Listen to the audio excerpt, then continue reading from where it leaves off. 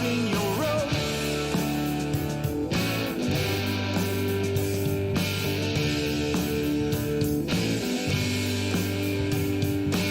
Hate to pumpkin pie. It's Halloween outside. You got some in your eye.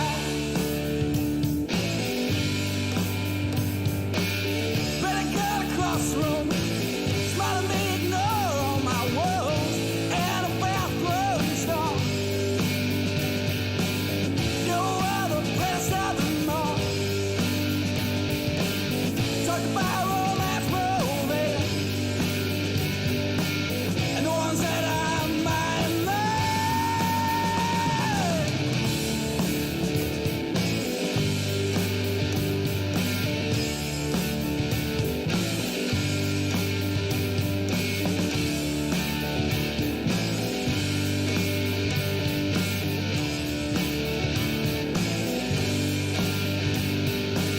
I lied about all the world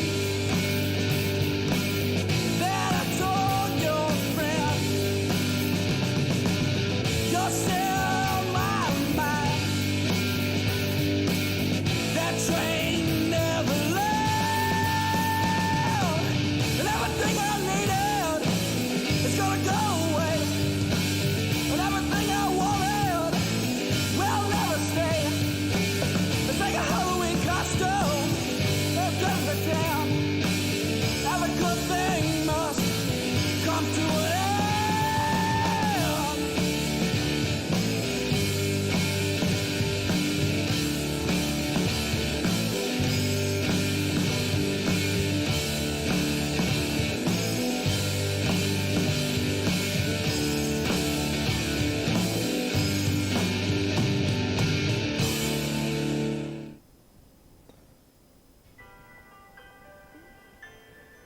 Oh goodness, my alarm. An alarm? Goodness gracious. Welcome to the stream. Chris Bushman back with NFGL Live. And apparently I had a phone alarm going off around this time. So, it's time to stream, right? But yeah, hey Sam, I'm glad you are awaiting the action of Metal Dungeon. This time around we are going to have to make a new party, really. That's going to be the deal. Oh yeah, I can't do that. I think status is what we want. No. Oh, what is it? It's a registry? How alarming, yes. Yeah, that'll work for analyzer. Try again. That'll work. And we're just going to make random folks here as my B team. Oh yeah, B team.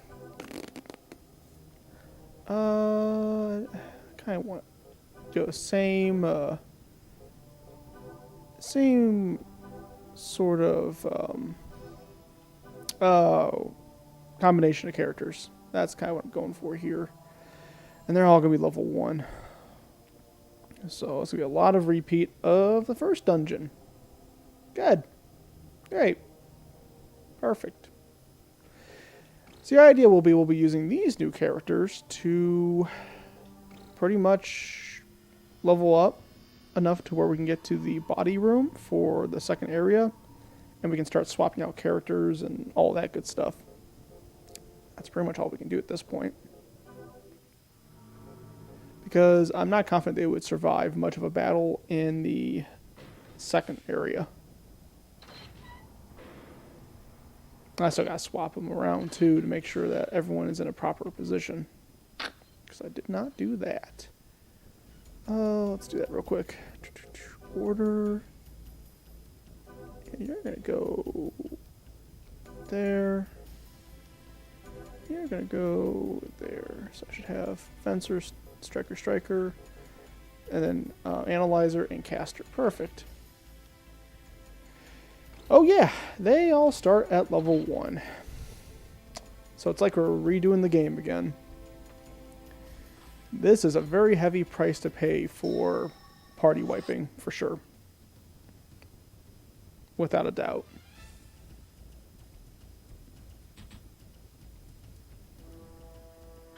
But hey, you know what? This means that we have fresh new faces and new adventures to have with characters. And yeah. Good.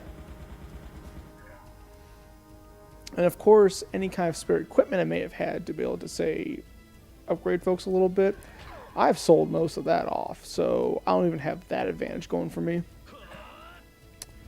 Yeah. Anywho, so that's what we're going to be doing tonight here, is hopefully buff up the B team a little bit and eventually get to where we can...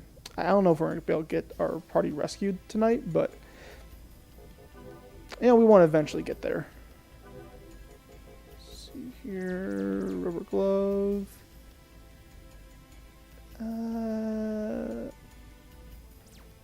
Really? I only need two? Because it's small, because it's shield. Alright, well, I guess you're getting a rubber glove. Fair enough. But yeah, so we'll see how we do in this fight. Pedro, what kind of spells you got? Yeah, that'll do. Yeah, I don't know, Sam, if you got a chance to look at that video I linked you yet of talking about colonialism in board games, but it's certainly I mean, that whole channel has some quality stuff. It's not all super heady sort of editorials like that, but there's some good content. There's a lot of good coverage on board games. Exposed me to a lot of stuff, including the 18XX series, which I had no idea about until that channel.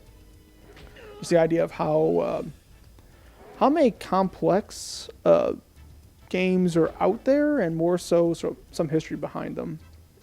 And like in the case of the 18XX rule set kinds of games, just how diverse it is to have different settings made, because it's almost like, it's very much like kind of a war game situation where you have a similar rule set that doesn't change a whole lot between, right on, it doesn't like change much between the actual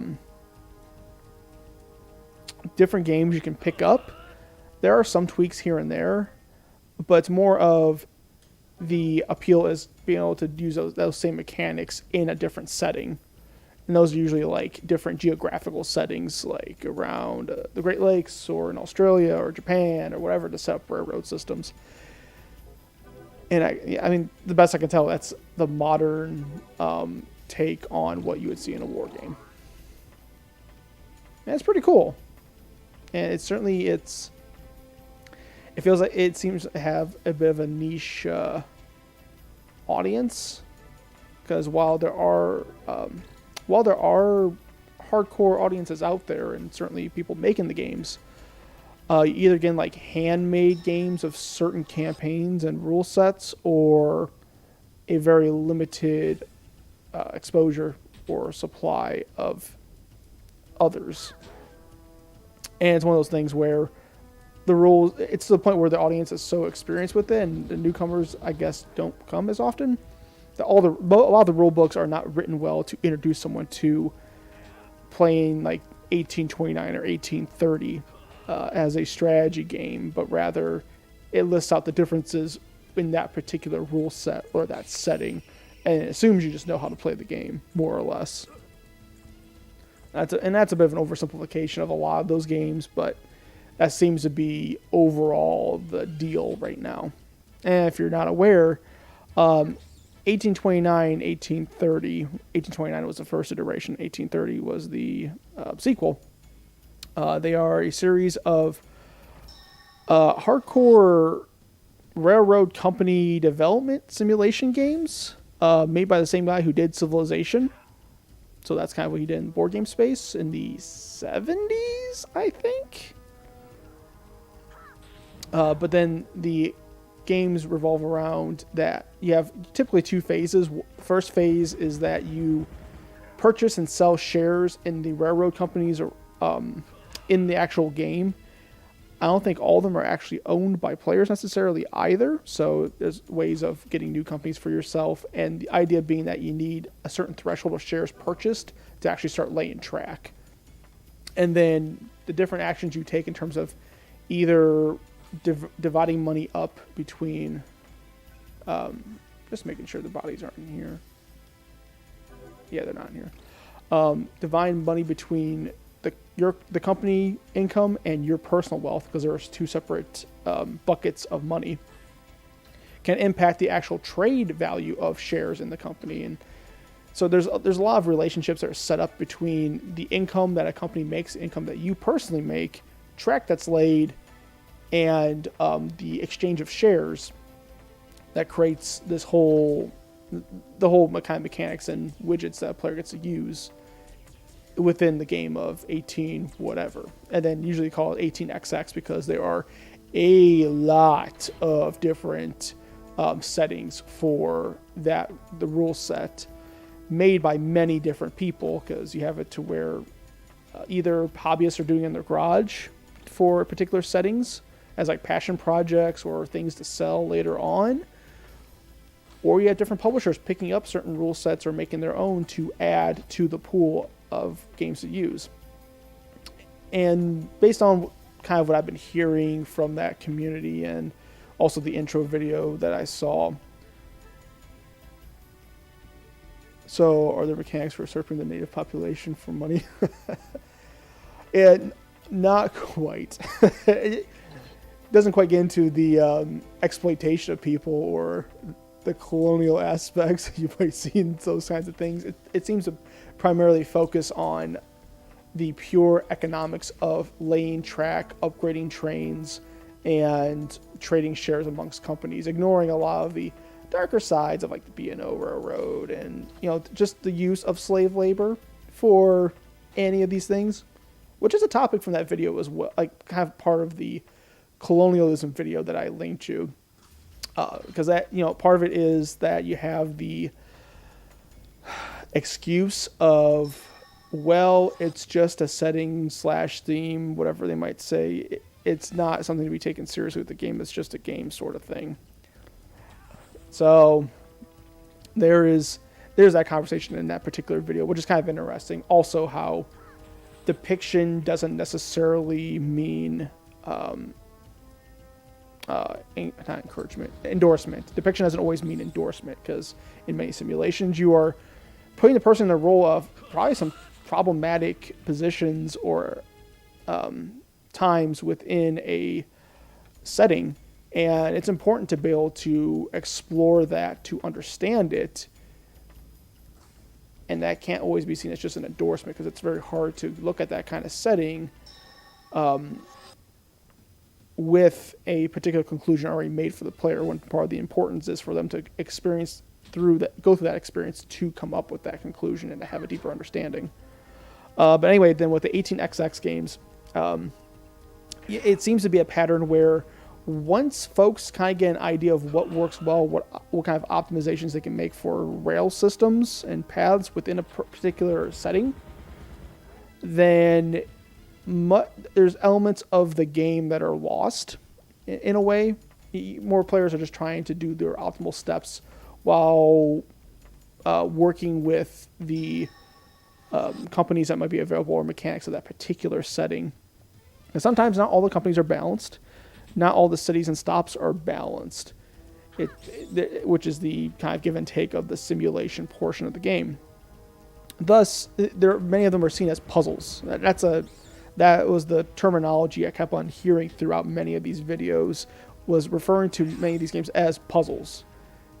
And I assume part of it is that because there's an understanding of there's an optimal state you get to, or a novelty or key that you figure out with that particular game, that once it's there, it's significantly easier to run through that game to the point where it's more of an exercise of optimized steps than actual play and discovery. Thus, that brings in the appetite of new settings for the 18XX games. New settings mean new things to figure out and whatnot. That overall seems to be kind of the community of players with that particular game. And with the type of game it is, you know, at least when I text you before about if our buddy would be interested in such a game, it seemed like something that'd be really up his alley for both the strategy and the depth and the widgets you have available to you for manipulating the market and the economics of the game.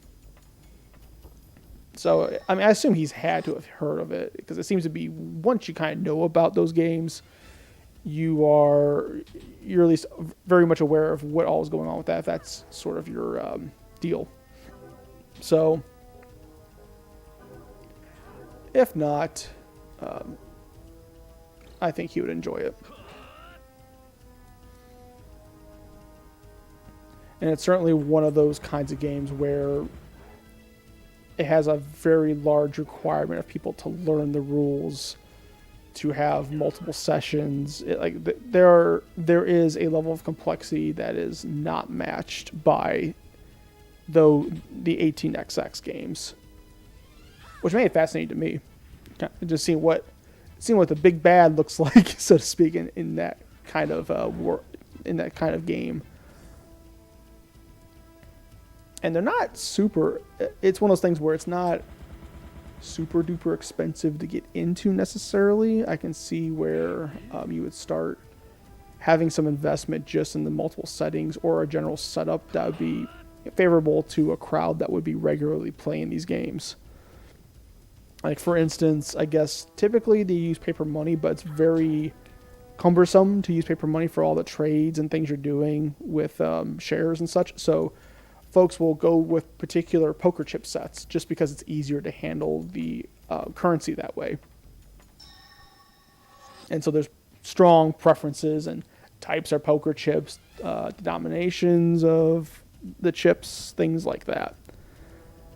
And it's cool. It's cool. I like the passion that's involved in that kind of game and the scale of it.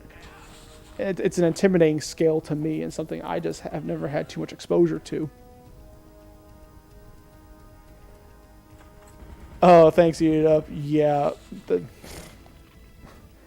So right now, my initial party wiped on the second stage, and so I had to in this game, to get your party back, they are in like some sort of body bag room on the stage, on the floor stage or whatever that they died on.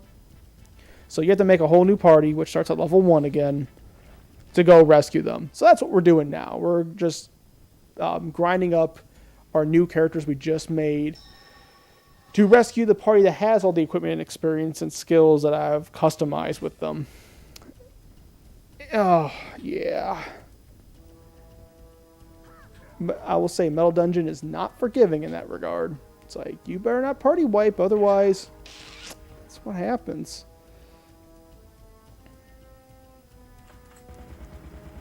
I decided to take on the boss way too early.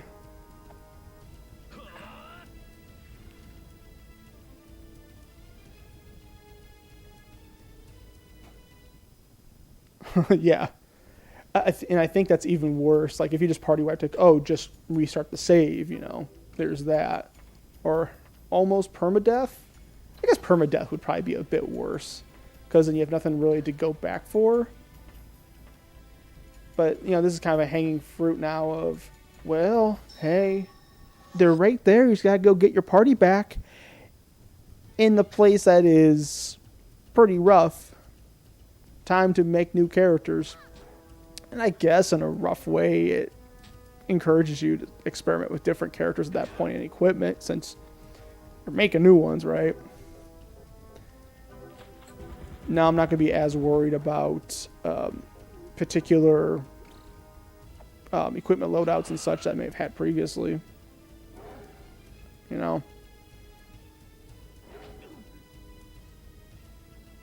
Right. It's like, all right, you did your run. Thumbs up. Here is, like, if they have, even if those rogue-like games have any kind of progression, which I think the OG ones never really did. Any kind of progression you would have was more of just understanding how to approach certain enemies, and then you're just like, it was more of personal skill you build. It wouldn't be like a stat or an ability. But yeah, Sam, it's a game that requires a strong level of commitment. I would equate the 18xx games to doing like tabletop electric football, where there is certainly a material commitment there and a small community to work within to actually play and to enjoy. So number one, if you find local folks that actually like that kind of game, you are very lucky. And number two, those folks are just having the means to further explore and enjoy that game with people for a long period of time. Like for me, for instance, I could see where I could probably give one of the modules a shot with some folks if they wanted to try it, and that'd be with them understanding that they'd have to spend some time to learn. But after doing that, I mean, I guess the hope would be that they would get hooked, but there's no guarantee that someone would get hooked on that kind of game. I could see myself doing that, getting like that over time, just because the actual pricing threshold is not super huge for that kind of game. And at least how I'm currently trying to approach playing larger scale multi-session board games is to not have a very aggressive regular schedule, just because a lot of us are parents, adults with other commitments, things like that. It's very hard to just devote every other weekend or every other Saturday or something to playing a campaign. You know, right now what I'm trying to do is, maybe split up 2 or 3 weeks per session to do like a legacy board game. So right now I'm trying to get folks together for Betrayal Legacy. It's been on my shelf for a while. I have never gotten to play it. And something to where it requires like 10 sessions to play through to get through the actual narrative of the game. And you'd want to have the same people playing it because of changes that happen in the board and the characters that develop and the lineage that develops when you make those changes in the game. But it's a big commitment for folks. And in my case too, these folks are not all real hardcore board gamers. They've played some games beyond like your typical Catan or Milton Bradley sort of fare, but still it'll be a bit of a leap for some of them to jump from like doing code names and party games to a legacy game. And what I like about Betrayal Legacy is that they've played Betrayal at House on the Hill before, at least, so they have some context going into that game. I think it might be a good gateway game, starter game for that legacy genre, and getting used to the fact of we have finite materials, we're going to damage them, we're going to put stickers on things, we're going to have this longer session without going full on into like a D&D or pen and paper experience, which, at least to me, requires so much commitment. And it's commitment that I've had trouble keeping, and I have some interest in that. I think with something like a multi-session board game, it's a much more manageable commitment overall. And that'd be games like, like I said, some like Betrayal Legacy. There'd be what is it called? Twilight Imperium. Cosmic Encounter, Dune, some of the heavier strategy games that might be a single session still, but takes a little bit to at least learn the rules and get proficient enough at it to enjoy. Or even start getting some real heavier sim games or war games like Europa Universalis, or some of the Avalon Hill wargaming things like Gettysburg or P Ridge, things like that, or Midway even. So that's going to be my kind of experiment right now, to get folks interested, to be able to play some games that I haven't been able to play just because I haven't really had the kind of people to do it, and do it in a manageable way, since that has been a challenge for a while.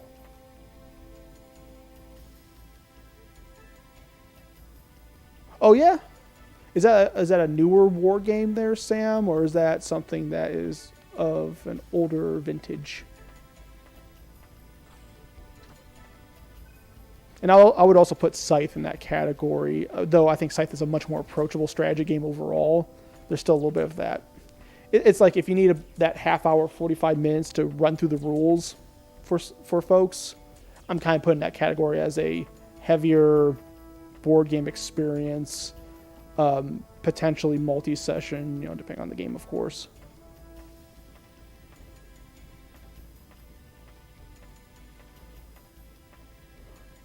You don't auto-scroll, chat. Okay. Right on, 10 years. Yeah, that's not bad. Yeah, and I think something like that is a really cool concept in terms of having ways of managing those sessions, at least in a way that I think is more realistic to where a lot of folks are at in terms of being able to play board games. And especially with, the times we're in now with COVID and all of that. Like in my area right now, there's a lot of... Oh, you hate that thing. I gotta get to the elevator. There's a lot of policies and things that are starting to lift because of people getting vaccinated. So those opportunities are coming up again, and for me, like, because I'd be hosting a lot of this, right? It makes me much more comfortable and confident to be able to facilitate people and to be able to have these game experiences again that would really be difficult to do over Zoom or remotely overall. Like, we can do code names, say anything, wavelength, things like that pretty easily. Party games, you can do those easily enough over Zoom or even Jackbox stuff to go digital. But for those hardcore strategy games that may not have a digital a digital version, it's a little bit harder to do that, right? Or I would say impossible really to do that. And there's a charm and an enjoyment to having a tactile in-person experience with folks. There's even some narrative games I would really like to dip into, like Sleeping Gods is one that I've been keeping casually keeping an eye on, though I don't think they have a retail release yet. It's always been like Kickstarter stuff right now. I think it's in pre-order status, if I recall. But it's in that same ilk of was it Tales of Arabian Nights? I think that's something you had shown me once before, Sam. Where you have this elongated sort of possible multi-session or at least multi-hour session experience, and almost like a choose your own adventure, point and click adventure sort of guiding through various types of text that present scenarios and can present an overall narrative. And there's actually a lot of engaging stuff out there with that format. And there's something to be said about sharing that with a particular group. And I think it's an easier way of doing that than going through, again, the pen and paper or D&D experience. Yeah, exactly. Exactly. And I found over time, I think that's where I end up landing with my preferences and what I really enjoy about that kind of game night is that I need a little more structure and stricter boundaries and guidance for a narrative or storytelling game or a larger scoped game than what D&D offers. I have found a lot of disengagement for myself in D&D and a lot of pen and paper systems.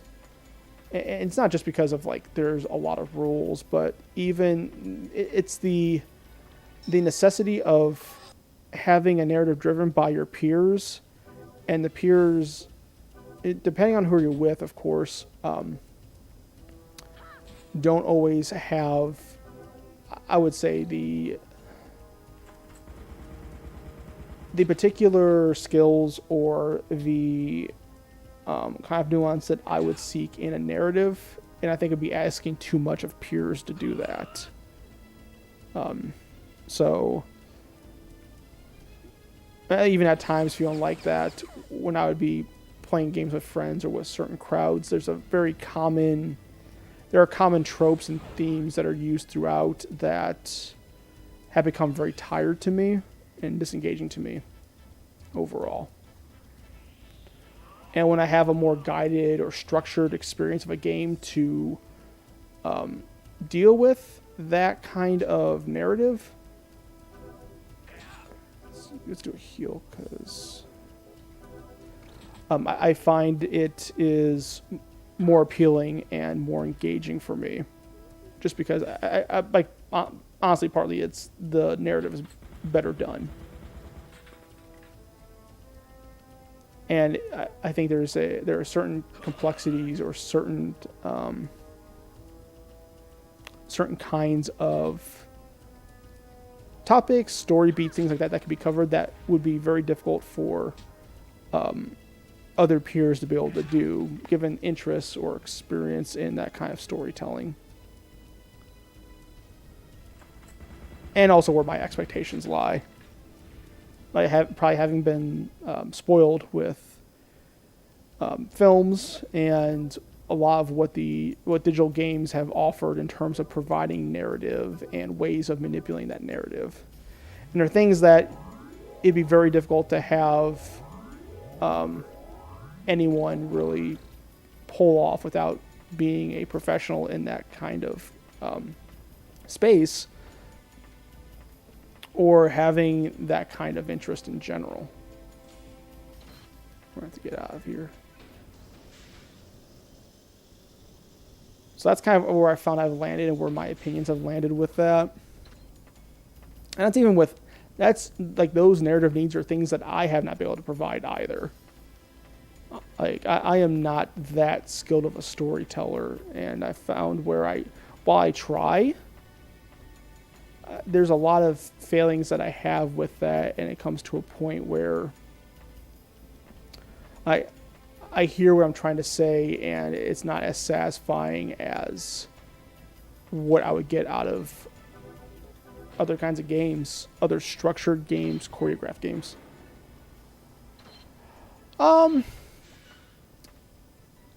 I may not necessarily need to re-beat the first floor boss. I would only do that probably for experience. If anything, right now, what's probably going to be needed is to gather money to be able to upgrade my characters. Since stage 2 is still unlocked, I don't necessarily need to beat the boss.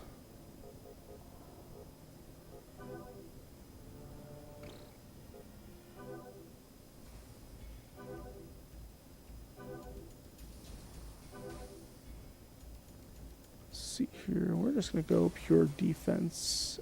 Striker is blows, right? And defense and HP. And I don't know, is what I'm saying seem legit?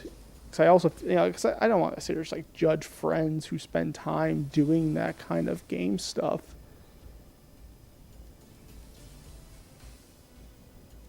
Yeah, and that's going to be what these guys will be. These will be my stable of characters, pretty much.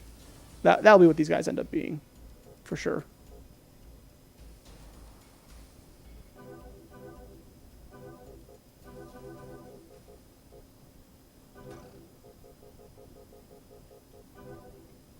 And I'm probably going to focus less on like carry capacity and such for these characters, just so I can have them as high enough attack and defense to go through a dungeon and make it to where everyone died. That's kind of the goal here. This is my fencer, so that's going to be with swords, hammers, and rods. 2, 3. Get some more defense, and there we go. Analyzer. That's going to be with shot.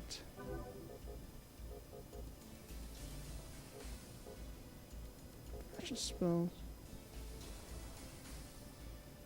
Not resist that sort of thing, but I guess defense is what I want. Not to sell something here real quick to be able to upgrade my caster.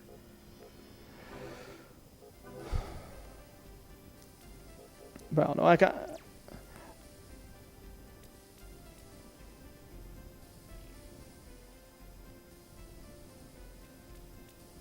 Oh, that's nice. That seems pretty convenient in terms of a navigation solution, sir.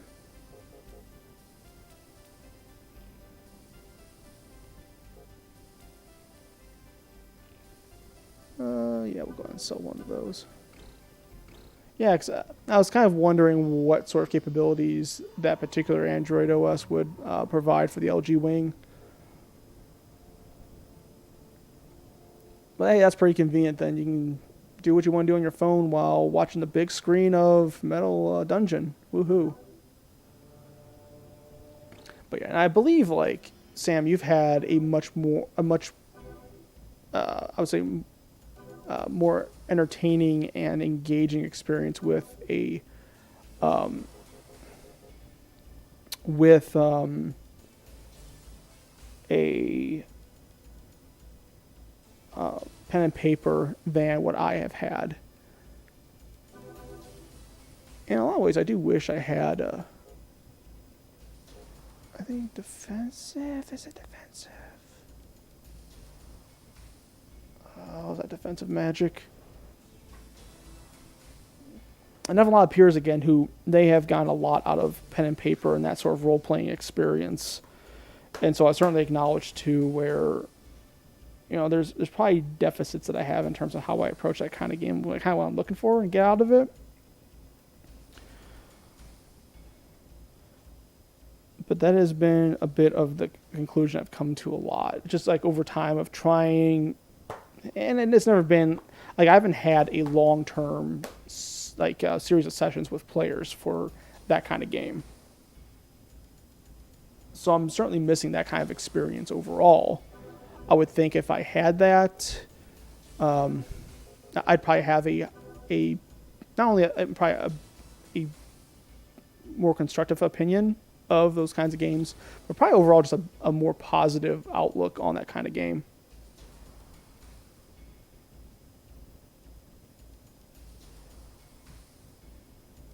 Oh, that stinks. I mean, you can't even pop out the chat window in YouTube and do that.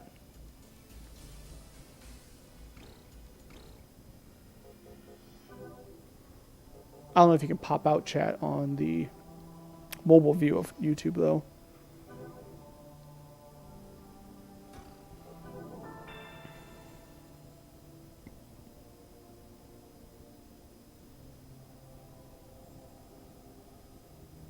Right. And that might be part of my problem too, is not because a lot of it's as a player. Like the DM stuff, I usually stuck with a lot of the pre-rolled modules, just kind of get my feet wet in trying to be a DM. I don't think the system I was doing it 4th edition, I don't think helped my cause at all. Right, yeah. And that was a very positive learning experience being a DM, is sort of recognizing the needs of the group and what engages them and tailoring the experience to that.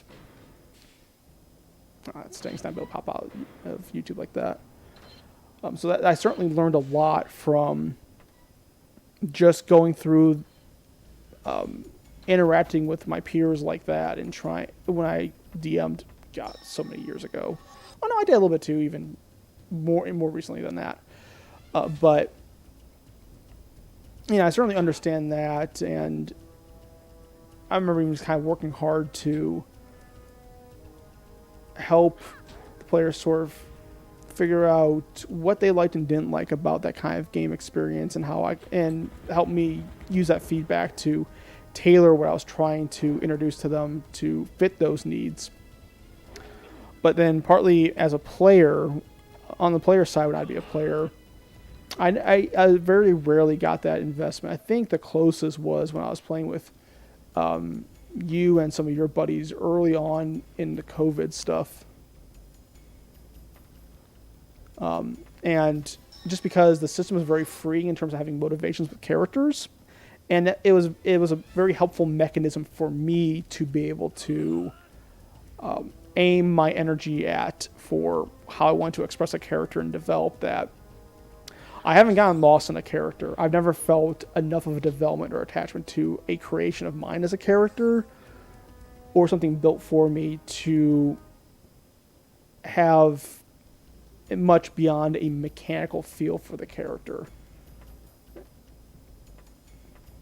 And again, I kind of attach my limitations as a storyteller and player in that regard.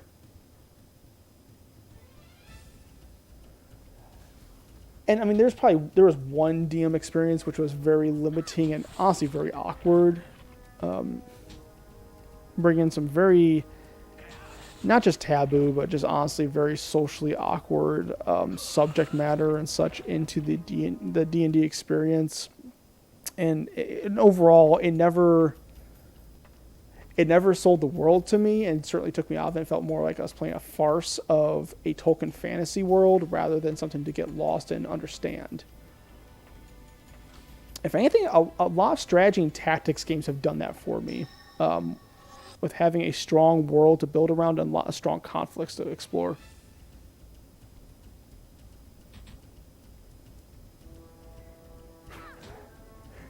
Was there any kind of relation to your character then, like, oh, you hate Waterdeep? I completely understand. Waterdeep sucks.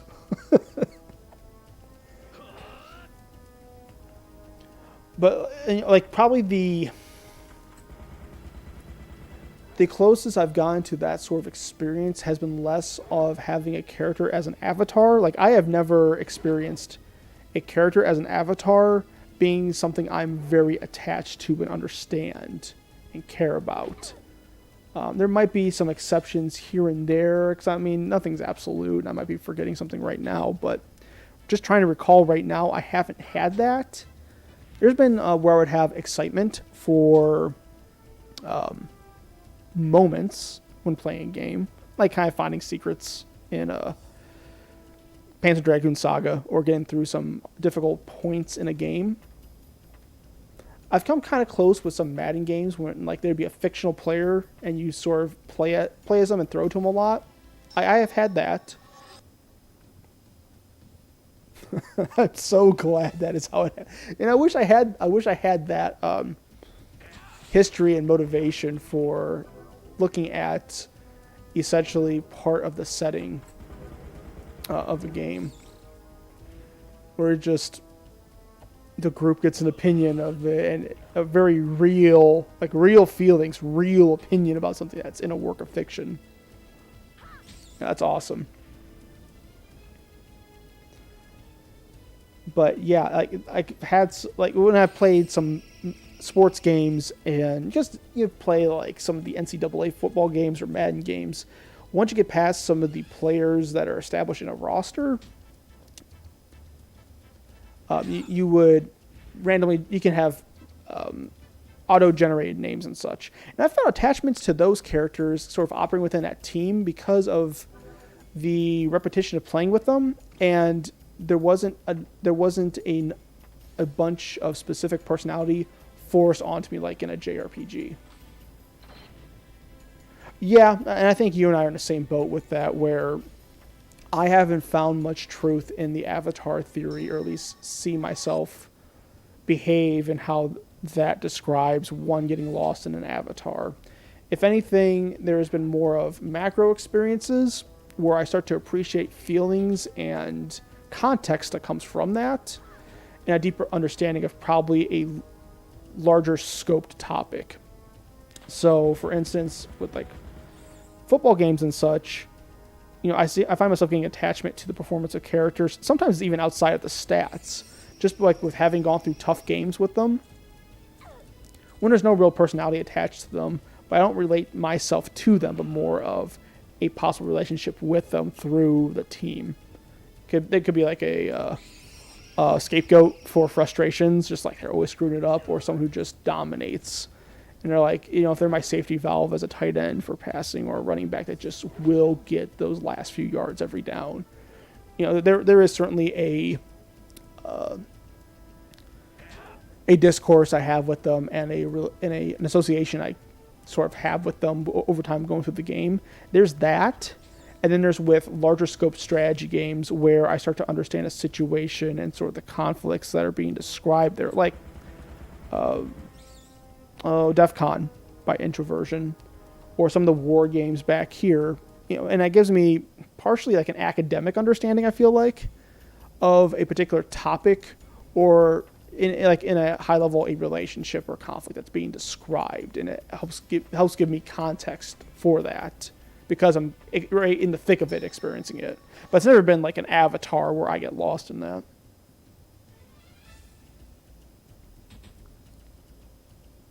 So, characters are more like clothes or cars. They can extend or express my style. They represent me in that way, but are things. Yeah, yeah. I've even found to where, again, Panzer Dragoon Saga is a good example.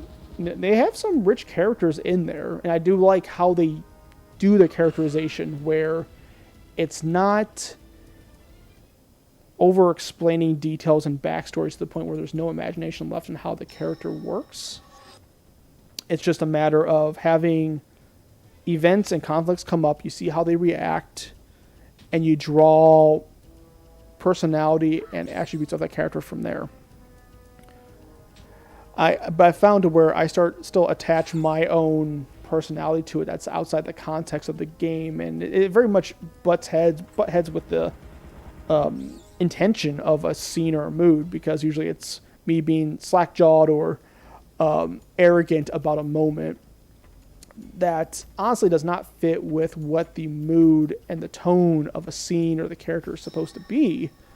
But that's how I'm feeling, and so that breaks that immersion for those moments, those cinematics and whatnot. And yeah, it typically differs from what otherwise the game is trying to do. That's why even games like The Last of Us, Uncharted, but though Uncharted's still much more of a action-inspired game that's not going for deeper meanings of the characters and such. To me, I don't get that engagement, or I'm not blown away by the narrative they're trying to do. There are aspects of how they take me through a otherwise a very linear story, and there are moments like, say, again, I think the Shadow of the Colossus did it best, where kind of at the end of Shadow of the Colossus of what they do to you and what's kind of happening to you mechanically in the game and how it fits with the narrative of this like eventual sort of conclusion and effect that happens to you. Like, that makes sense, but it's still within the same thing of a war game where the mood, the conflict, the context is being simulated to me and it's reflected in my actions, and it gives me context to understand what's happening in other aspects of that game experience. But a narrative beat from a digital avatar in the game that I drop in and out of in terms of control and such, I don't get lost in that. I don't pull thematic relevance from that. That is, it's more of an activity. It's an interruption to a otherwise voyeuristic consumption of a narrative or a character.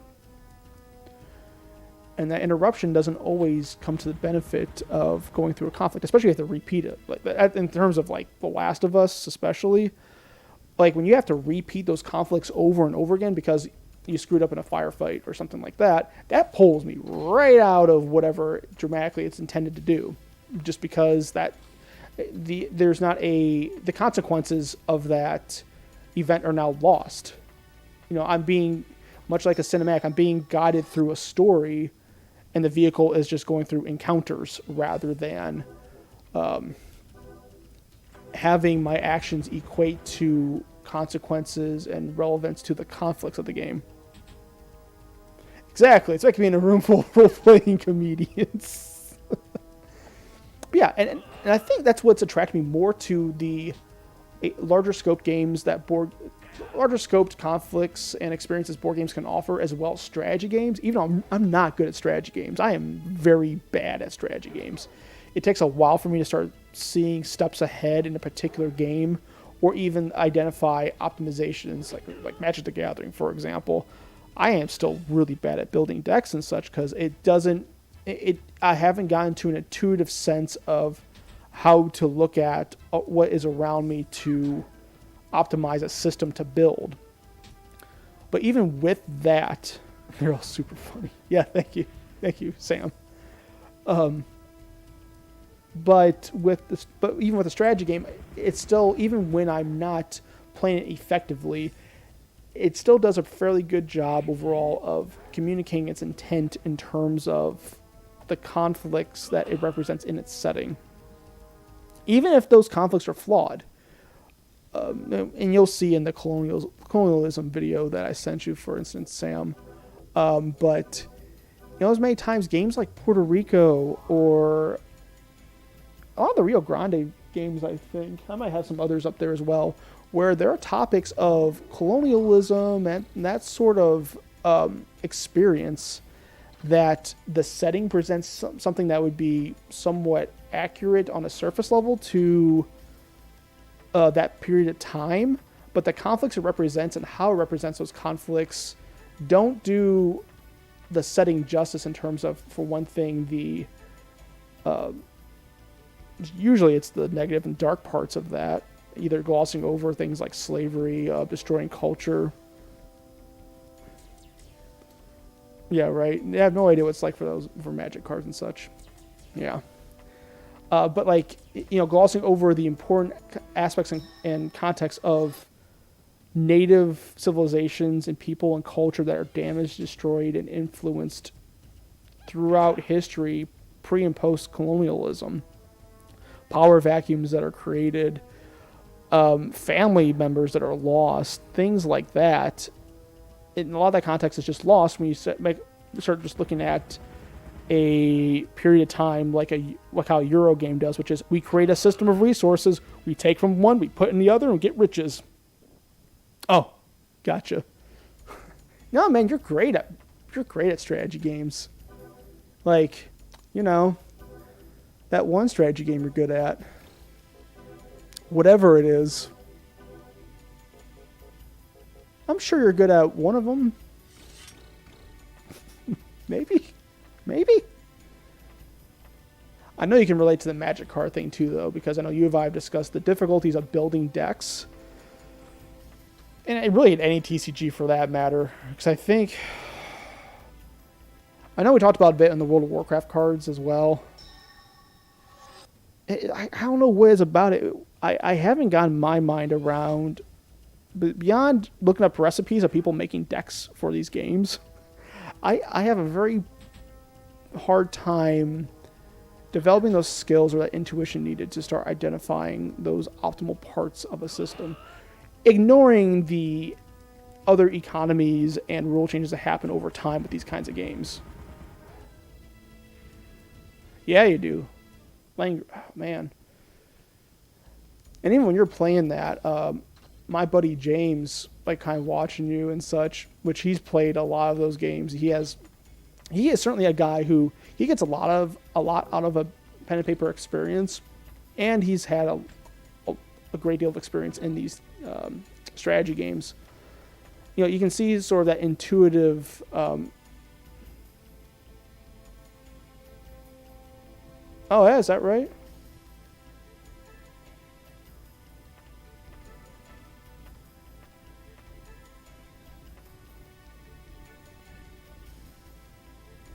That's good.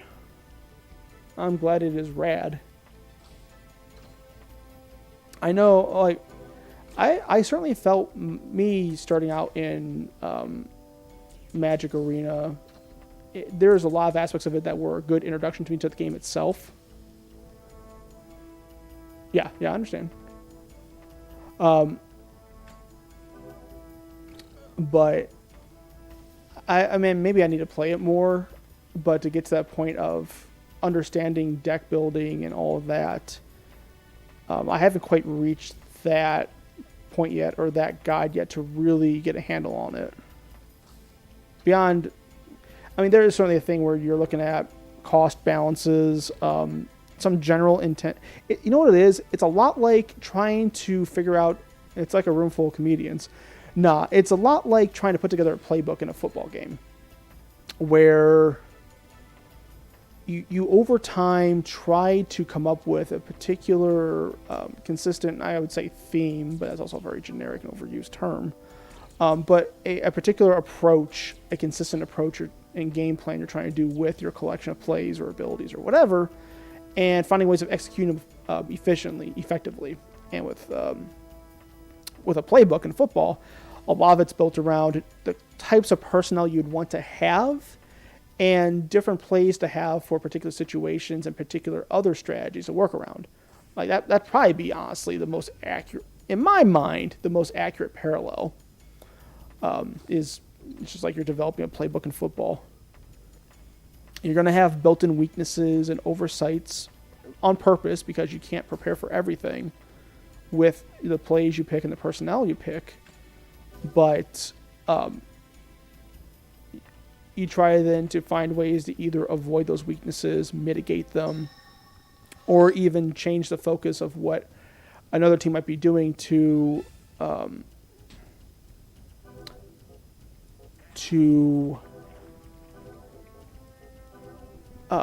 problems you might introduce or things that might deter them from keeping with a particular strategy or approach they're doing, right? And even then, like in like Madden, for example, there are people who will teach you how to play Madden, which is different from learning how to play football, by the way. Which was also the original intention of Madden, was to learn how to play football and to learn how to watch football. But the teaching of Madden becomes, sometimes it's learning basics of football, but a lot of it is also understanding, in this version of Madden, these plays are the best plays because something's broken or it's a money play or something. And many times it again becomes more of a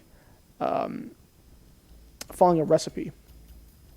Someone else has strategy, a collection of plays, an approach that they do, and you just learn how to execute their recipe.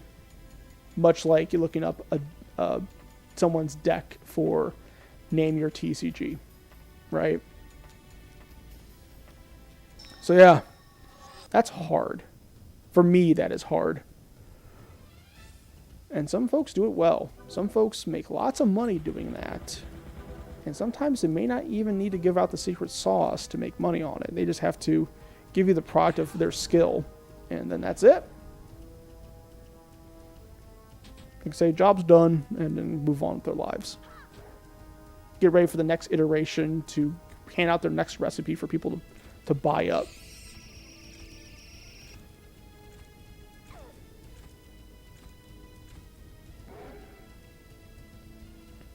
So yeah, that's what I seek from.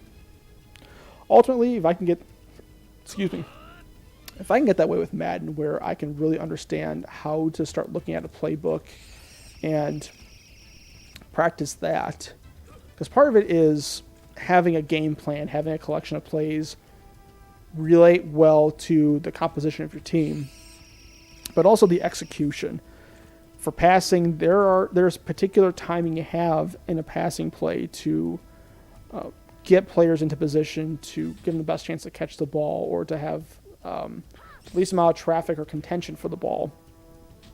Maybe open up the field for them for only a few seconds because they might be running a post route and all of a sudden cut to the right, and you're trying to get the ball there before they cut to the right so they are in position to catch.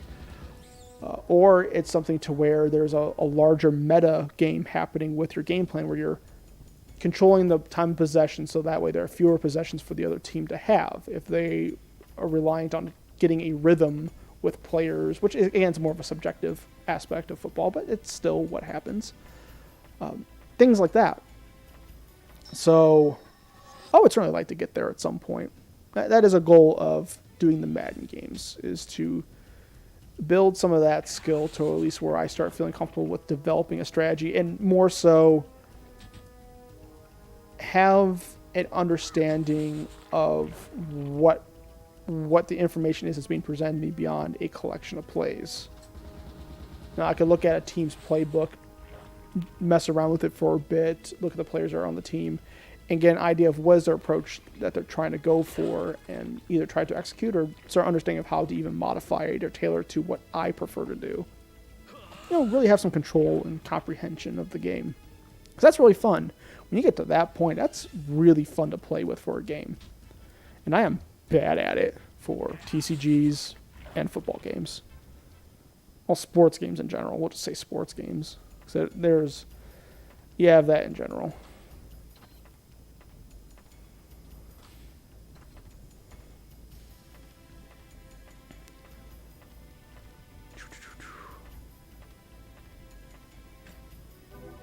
Leg pads, sweet.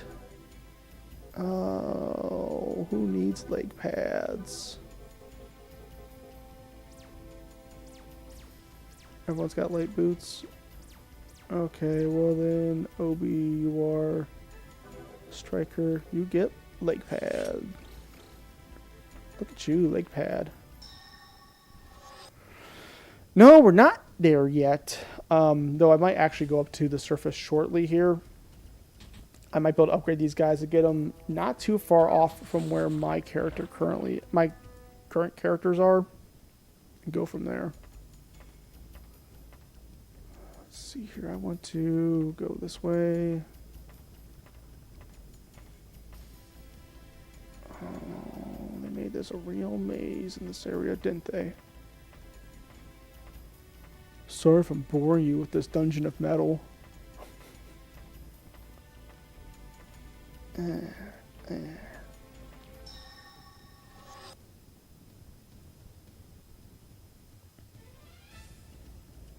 think there might be enough items to sell, and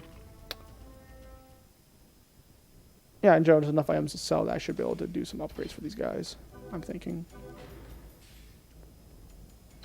Because probably come to what, level 10 area? 7 to 10? I think that would probably get us in a good spot.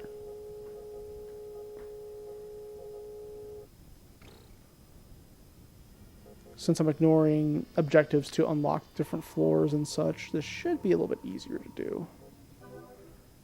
Okay, what can we sell? We can sell this. Sell that. Sell that. Sell that. Sell that. Let's see if 2,000 is enough for us to upgrade. Like with this party or with the previous party? How far did I get with the party that wiped or the party I have here now? If it's a party I have here now, I did make it to the second part of the first stage, and I just ran out of heals, so I just backtracked and went elsewhere. Yeah, we got some here, so we go defense, knuckles, defense, knuckles. Perfect. Level 11. Power up. Striker again, so knuckles, knuckles, defense, defense.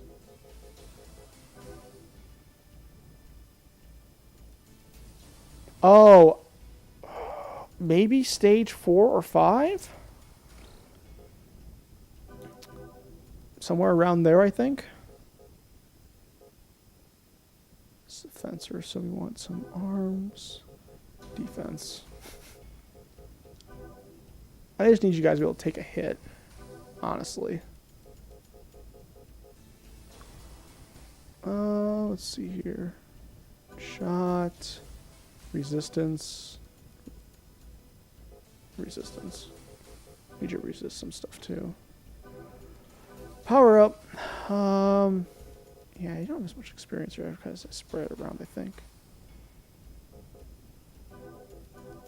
That will do. So level 7 to level 11, that's kind of what I was looking for. Let's see if that's enough. And I'll probably do is I'll go into the second floor, see how it goes with all this my characters as is. If it's not too bad, I will go ahead and drop a character and just slowly pipe people out. Things like that. And then I should have enough backups and such to not have to grind as much, hopefully. Or if I save up enough money, I should be able to handle other equipment upgrades if I need to sort of facilitate what I'm trying to do here. And I'm doing this more to see where these guys stack up in terms of attacking. Hopefully it's not going to be the worst ever. It might get rough, though.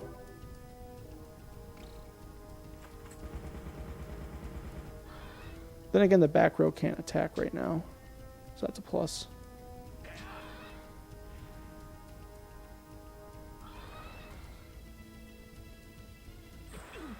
That's why we increased defense right there.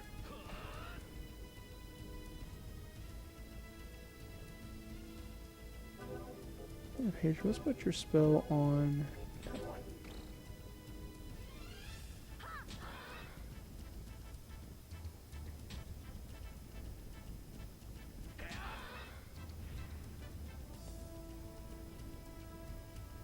for not diversifying the party. I mean, part of it is like, I mean, I can in terms of just not having extra party members, I suppose. So in terms of just pure classes, I have a little bit of everything beyond the what's known as a broader, which is sort of a catch-all class. I guess in this way, if I wanted to jump to having like a 2-caster configuration or funny business like that, I can go that route now, since I would have someone that technically would have the levels for it. I'll still need the capital to actually attach chips and things, but...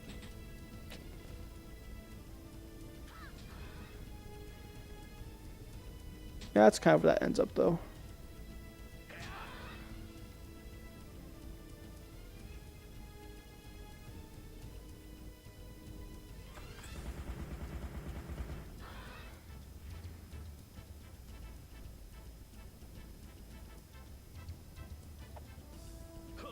Hooah. Yeah. Which feels like in some ways it's more to pad the playtime. Oh, I could have done that so I can beat up some mosquitoes. Fantastic.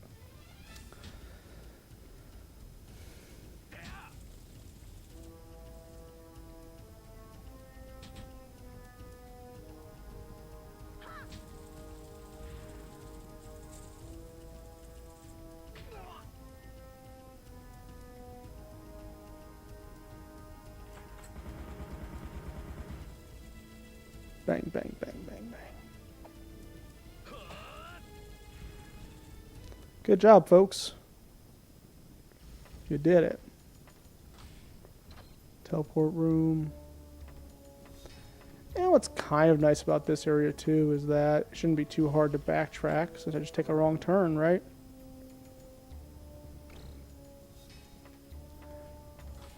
Well, and there's certainly instances where I've enjoyed having changes in my party configuration or forcing me to sort of play in a different way. So it's certainly, I would say achievements have done a decent job of that from time to time. Sort of opening my eyes to ways of approaching the game that really hadn't been before. Because otherwise, I'm doing almost the same actions for 30, 40 hours, right?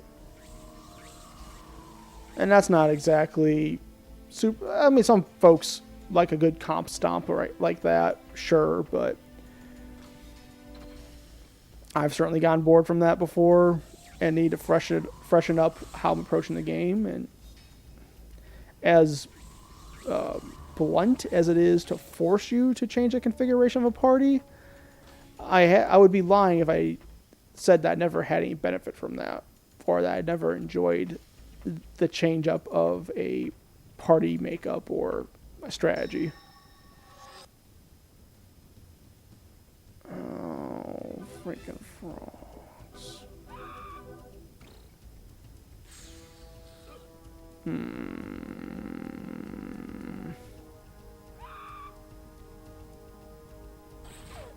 What a jerk.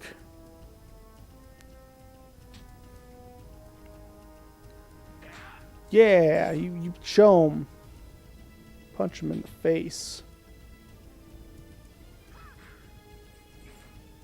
Go get him, B-team. I believe in you.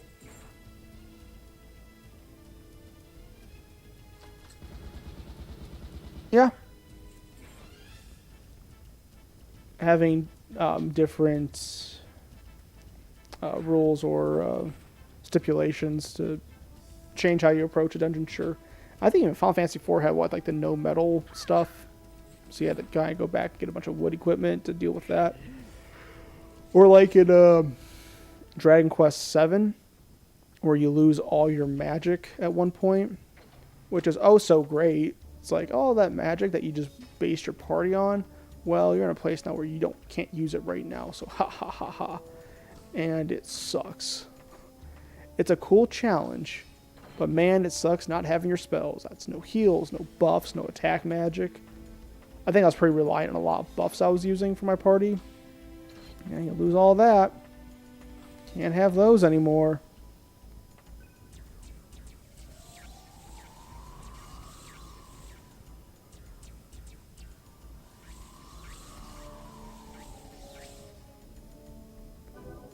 Where's everyone's health at? My caster could probably use some more health.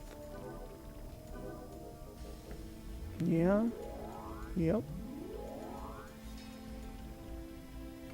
I think that'll be fine for now. Yeah. Well, you kind of get that a little bit too with like Lane Racer and such, where you may not have the same generals all the time. I mean, they do obviously they do different stipulations, different goals sometimes, or maybe key enemies you have to beat. But they might have characters leave or things like that, right? So I mean, that certainly is an aspect of changing up your party when you least expect it or when it's least convenient.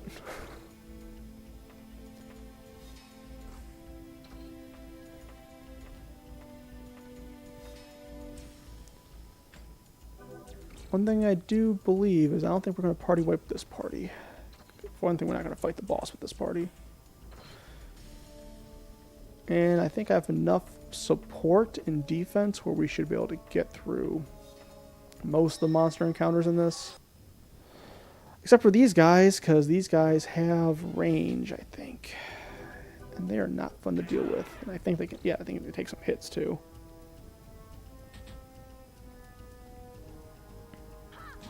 I having to deal with AoEs right now is nice, I will say.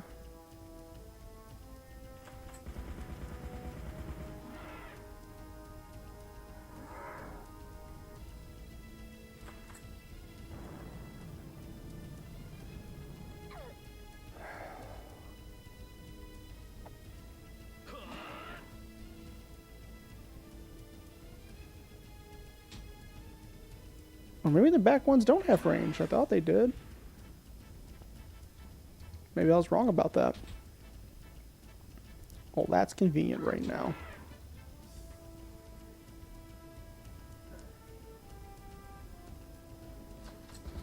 I think if everything proves out all right, I might end up pulling my analyzer from the party to start making room.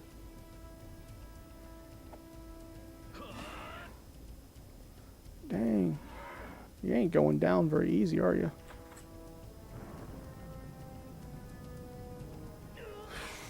Doing enough damage. Do not appreciate that. Not one bit. That's not even a lot of experience either, honestly.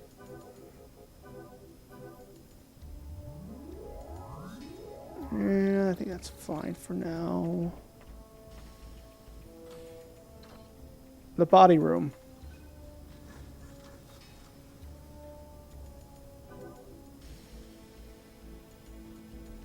So there they are. Yeah, I did. That's true. Oh, look at my party. There they are. Oh, so I think we are at a good point where we can just backtrack. Leave this dungeon. And start dropping some members. And slowly bring our guys back. Of course I picked the right door. Of course I did. Alright.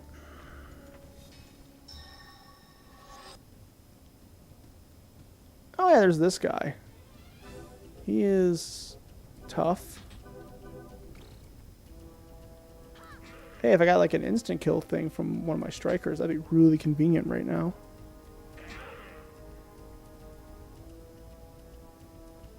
I wonder if my characters kept their experience, their FP. I think it's FP. The points they gather from getting experience, because that'd be really cool. Ugh. Any day now, caster. Any day now.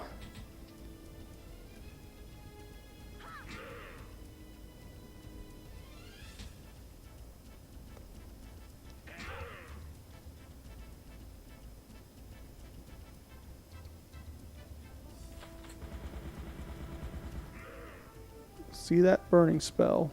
There we go. 30 damage? Yeah. Good job, everyone. That's what I wanted to see. Oh.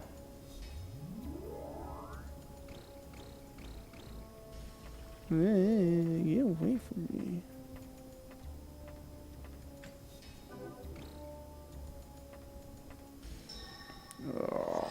Oh, these guys, okay.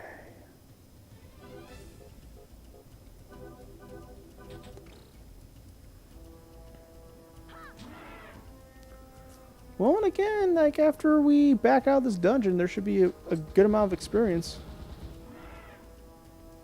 I'm glad Kapua is entertained by the dick punching going on. There's the instant death dick punching too.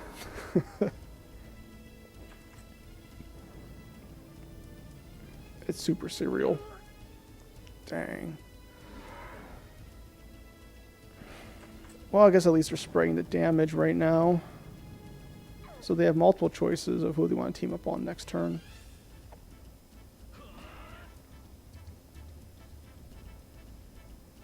Can you eliminate the one on the left? Please? There you go. Do that. Let's just go ahead and... yeah. Eat it, pig face. Of course, you're all able to kill him in one turn. That's fine. Couldn't do that the other guy before. Whatever. Alright. There we go. Got some heals. This better be the way back home.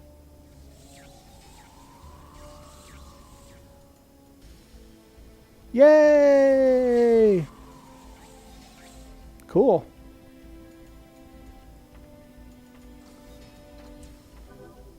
We will become master level at Metal Dungeon yet. Yes, sir. Yes, ma'am. It's going to be great. I was going to say, I stayed 0 at first. I was like, what are you doing? Oh, you had me worried there for a second game. I was going to be sad. Okay, actually, I don't want that. I want the lab. No. The dock. The modification. I can modify someone here. Let's modify our fencer. Woohoo, 4 points. Let's go with... yeah, his arms. Make you hit. Hit hard. 450, 350. Yeah, we're going to sell some items. I still want to at least level these guys up a little bit, since I'm going to be piecing them out a little bit as we retrieve these dead bodies from the floor. She let the bodies hit the floor. That's an old song now. So many songs are old now. Man. Let's see here. Mod. Let's go ahead and mod you first. Yeah, we got 5 points. That's plenty. I do. Perfect. 5 points. Perfect. Who needs HP? I don't. 8 points for an analyzer. I'll bring up your sensor a little bit, and then shot. Yeah. And then finally our caster. 9 points. Let's go. And put a little more into your attack spells. I can never listen to that song the same ever again after... I think you did a lip sync for that back in grade school. And that's always just since then. And even there's peers that have like that recite All Stars like a meme of some kind, and it's just grinds my gears. What is it? Registry? No.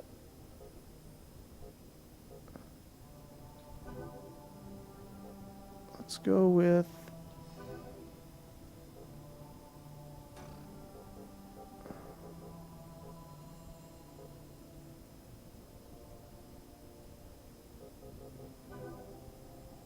Okay, so that's how we drop them. All right.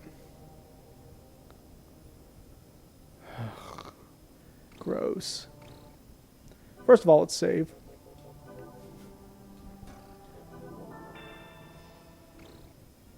So we're down one analyzer, but I think we'll be all right.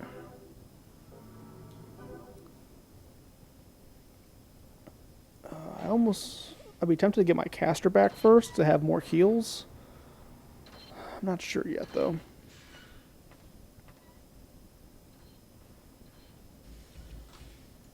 Hey, maybe the corpse room will be, like, right here. That'd be cool.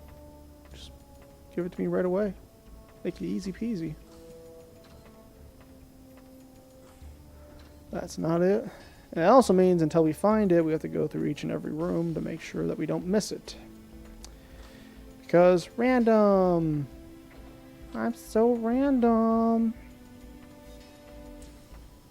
There's no one else less random than the person that tells you how random they are.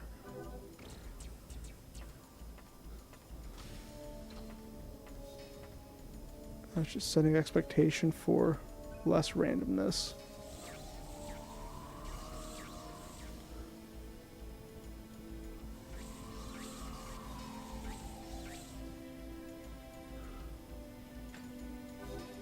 Soldier's Edge? What? Well, good thing that the other person other fencer I have is not using a sword, so now I can just throw this on. Yeah. Basic. Yeah. Yeah. You're not wrong.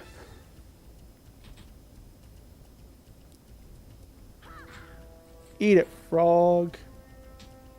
We don't need to know your health. I'm just gonna punch you a bunch. Oh, that sword's doing damage now. You didn't know. You didn't know? Well, then your ass better call somebody.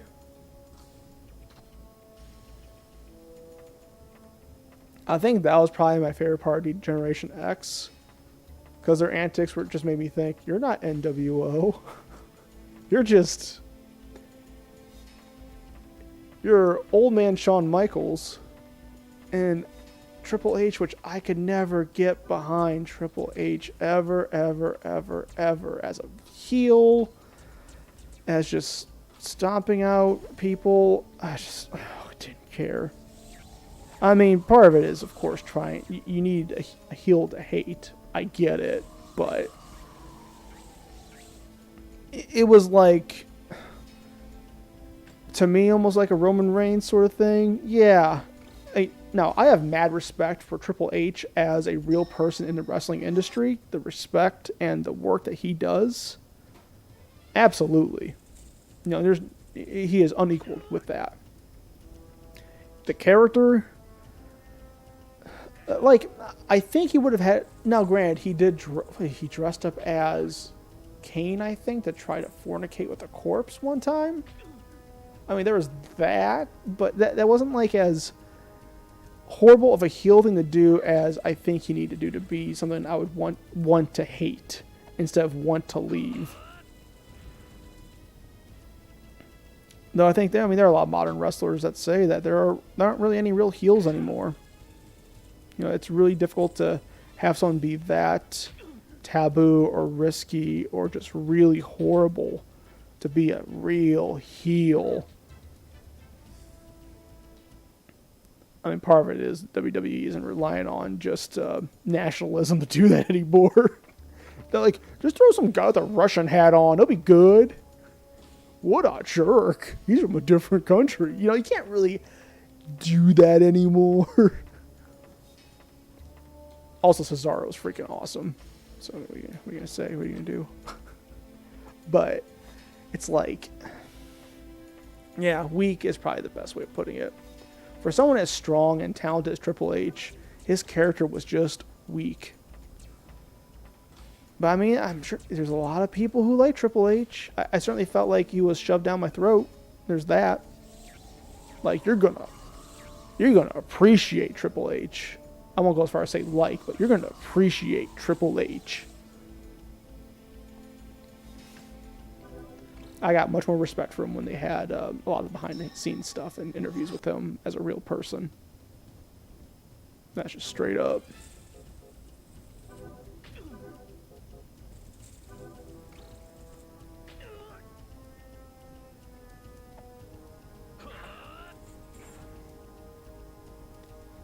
That sword's doing some decent damage now.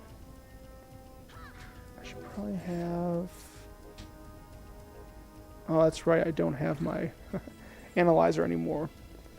Don't know why y'all decided to spread the damage amongst the whole front row there. That wasn't smart.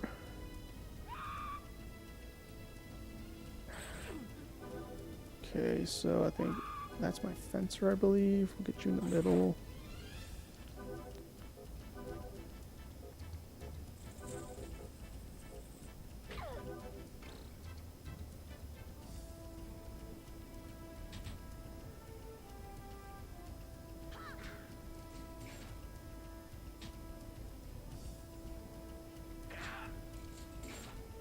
I think I did the very thing I told him not to do, but it's me forgetting.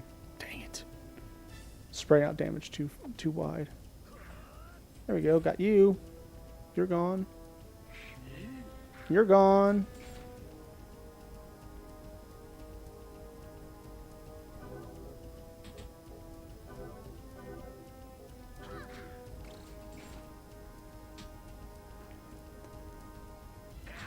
I think we'll be alright. It's just annoying.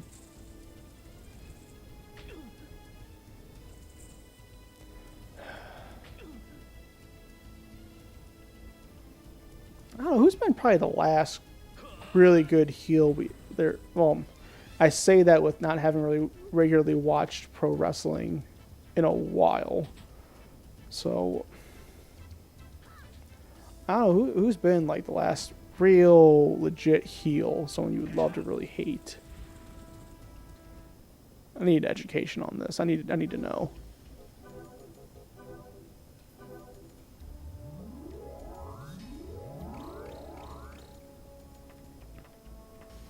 Or I guess more so, would it take someone like that's just like someone that you probably see? Oh, I don't like this battle.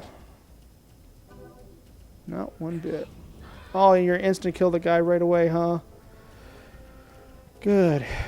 Great. Yeah, get rid of the front row. That's the only thing that's going to protect me right now. Just get rid of that right now. Yeah. Oh, maybe this will be luck. I don't think the pigs can attack me from the back row. They might be able to now. Yep. There comes the damage.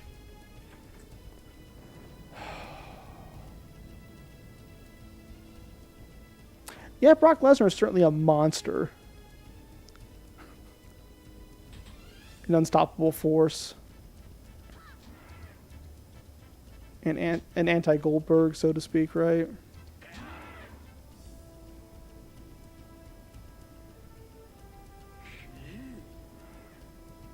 Nice, good job, good spell.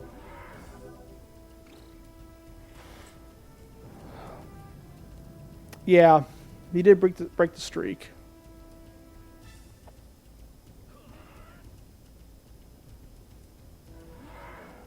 Don't hit. Ah, crap. Well, my striker's going down. That opens up 2 spots in my party now.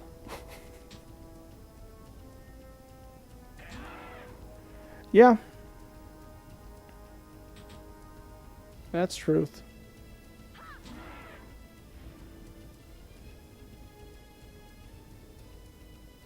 I thought I set the spell to be cast. Maybe not yet.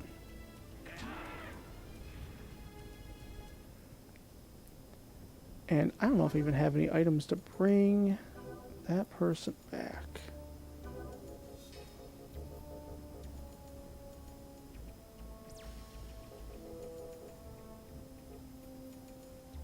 Not really. Okay. Yeah, I was not really looking forward to that battle, I can tell you that much. Knew that was going to be a tough fight. I got some experience for it, but that was... Those pigs are nothing to ignore right now. Well, that's how I get to the boss, so I found that door. Great. Oh, why are you showing me everything else but the body door, or the body room? I just want to get my party members back. Oh, I didn't want to fight you. Ah.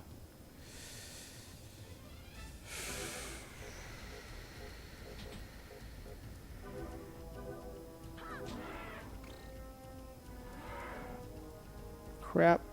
Poop.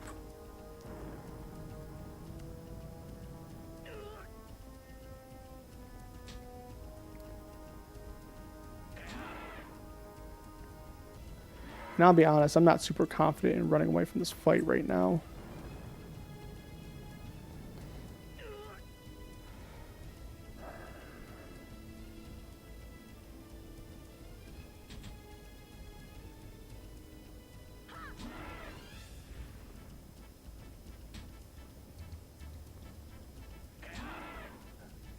I'm going to spellcaster's going to go on the weakened guy, huh? Yep, I didn't aim him to the back row.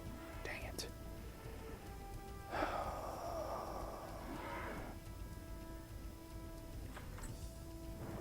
Yeah, he's going down. That's not great.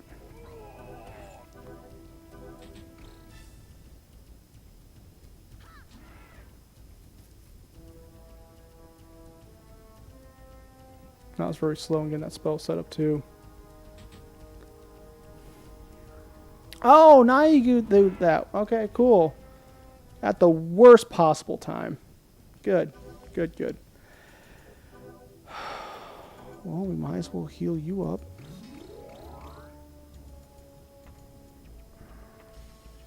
Try to avoid these as much as possible.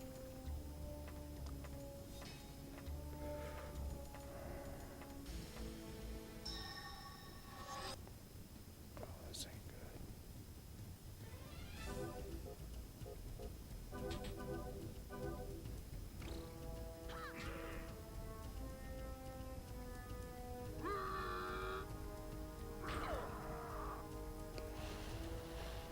Great.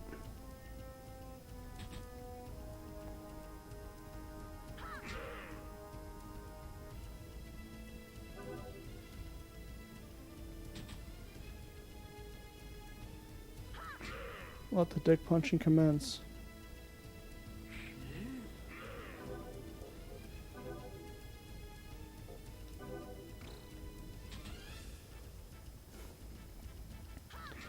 So that instant kill would be really good right about now.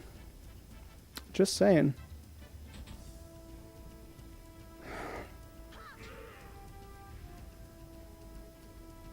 I didn't wipe. I'll tell you that much. That's good.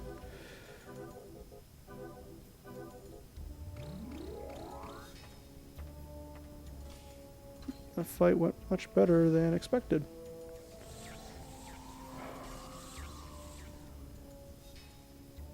I think we have to return back because it's getting hairy.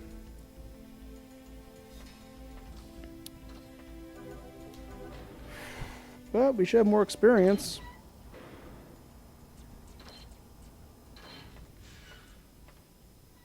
Maybe I may have to actually upgrade some equipment with these guys. That was only 6 fights. 13 minutes. Ugh.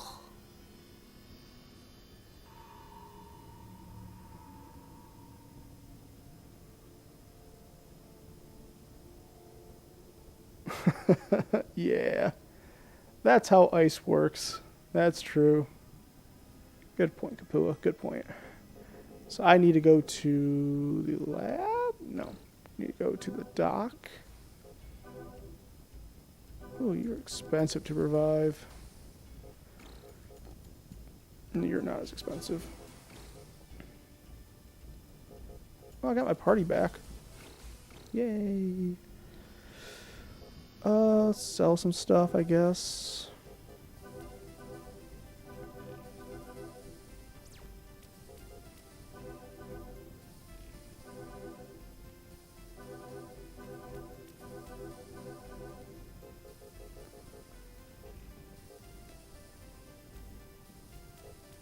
Okay, so then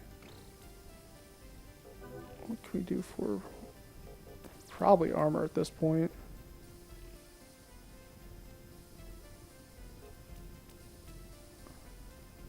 Leg pads would help. Rubber glove would help.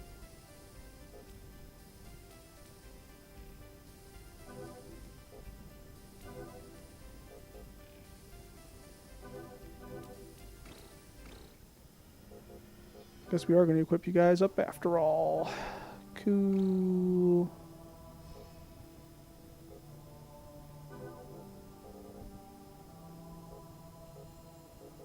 Alright, let's get, let's say Pedro first. So I think a rubber glove would help. Obi. Good old Obi. Rubber jacket, and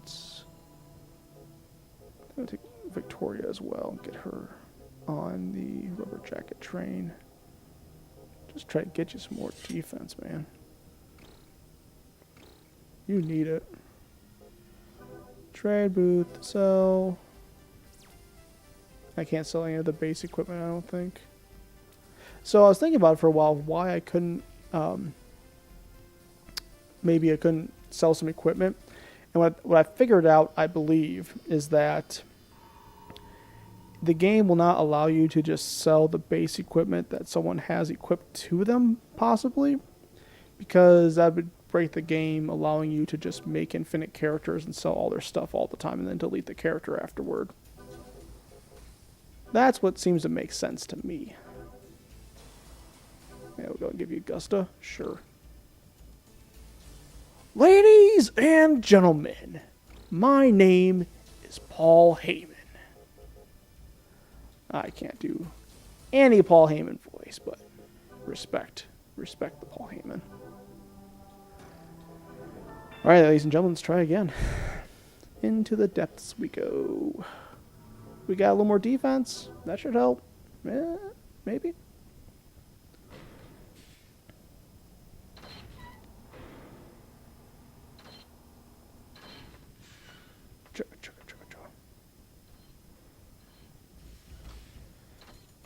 I kind of wish I was able to watch ECW in its heyday.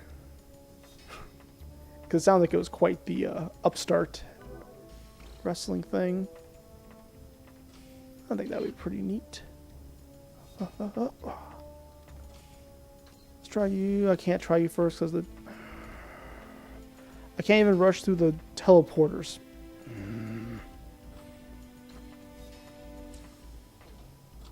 Because the next room might be the warp home. The next leap, I should say. Oh yeah, has Kapua watched Quantum Leap? There's a question. That was the right one.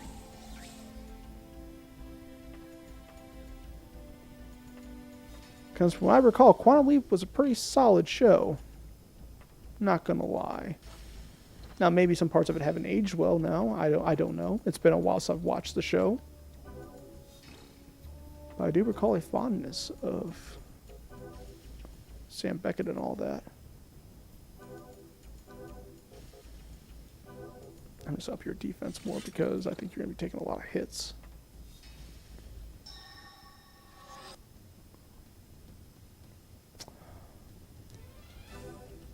Well, you got to ask Sam to solve that for you then, because I mean, let's be real. It's a good show.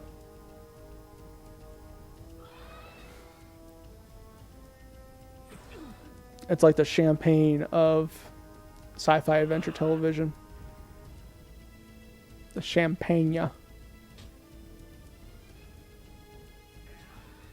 I'm trying to say it's not a bad show. It's pretty decent.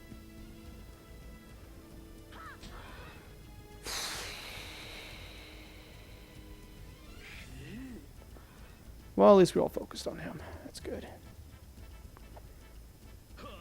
Yeah, new weapons would make a huge difference with these strikers. We'll just have to equip everyone with everything. That's fine. That's fine.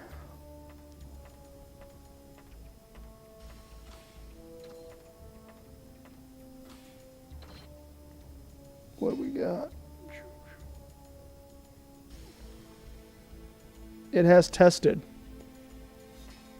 Sam, it tested okay.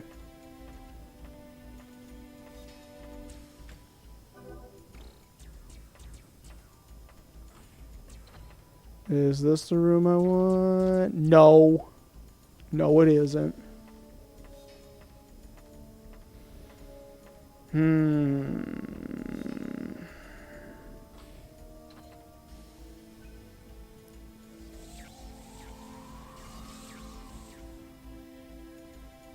Back at the beginning. Good, good, great.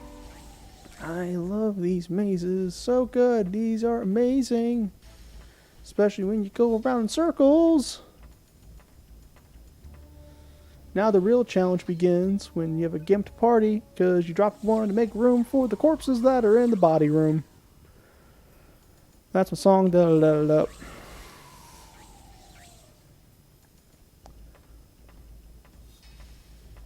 This is what fun games look like. You go back to something that's... How old is it? 17 years old? Is it really 17 years old? Yeah, I think so. And you just grind through bland looking hallways. It's the good stuff.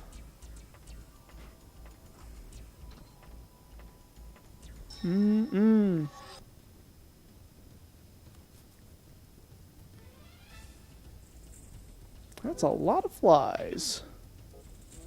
Not gonna lie.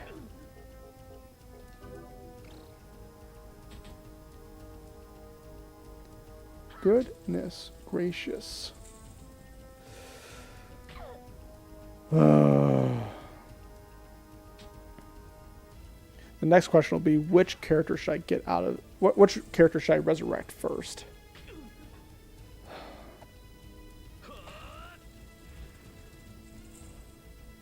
And I'll also be assuming that I can because it'll cost money to actually resurrect them.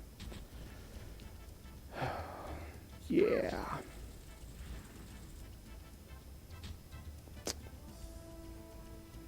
Probably thinks maybe go for my caster because then I can have more heals and more offensive magic. Ow. You guys are jerks. Dang. There we go. Just goodbye. Get out of here. There, 100 experience for everybody. Hooray. And I'm not going to trust these right now because... Yeah, it's not worth the risk. I think now the game makes more sense. When you do a party wipe, you have to go in with a vulnerable party. The traps and the layout of the dungeon makes a whole lot more sense now of what they're trying to do. But yeah, a decently leveled and balanced party, not as much worry. Doing what I'm doing here, yeah, now everything all of a sudden is a little more threatening. Not as easy.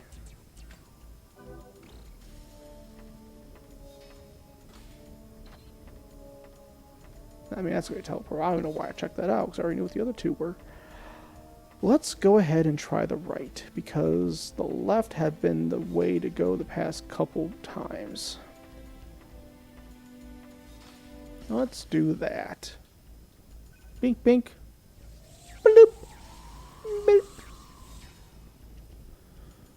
Good, and there's a guard drone right in the room with me. I like being trapped in a room with a killer. Thank you. Oh, and there's an encounter on the door anyway. Cool. Great. Thank you. Thank you for that. Much appreciated.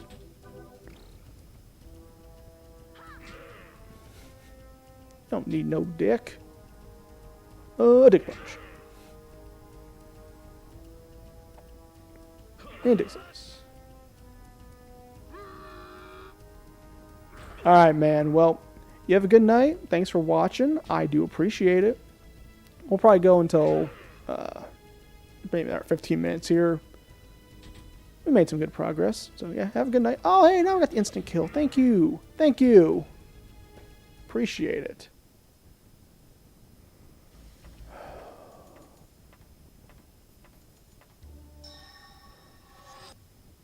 And the toads too. Cool. This is great.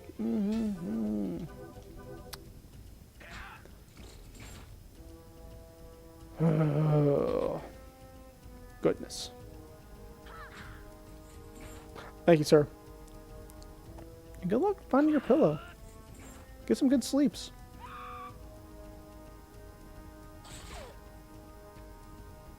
Attack my party like this. That is unbecoming of you frogs. Unbecoming.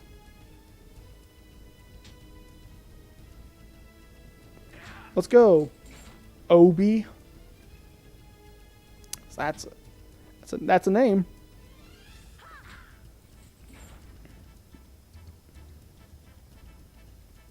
There we go. A little bit of magic. Have a little magic mystery there. Let's do spell. Cover. Oh, which room is the one I want?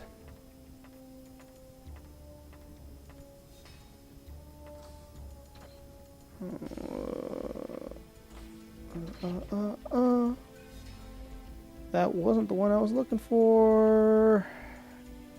Really wanted the other one, but whatever, I guess. Hey, don't be tricking me like this.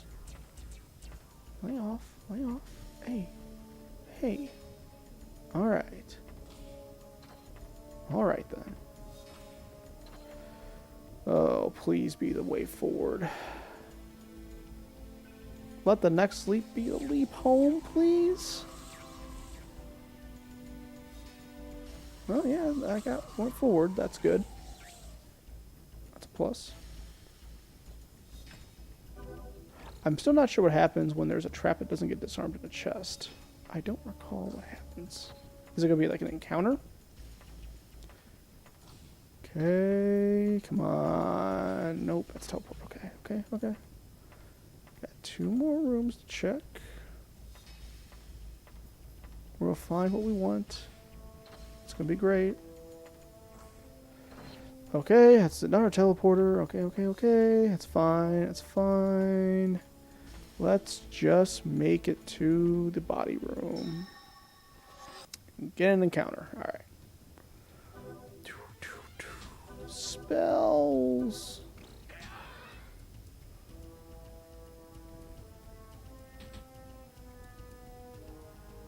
I will admit, it wasn't fun having to spend a bunch of my money to revive people. Not thrilled with that, because I could have used that to revive the bigger characters. But that's what we got.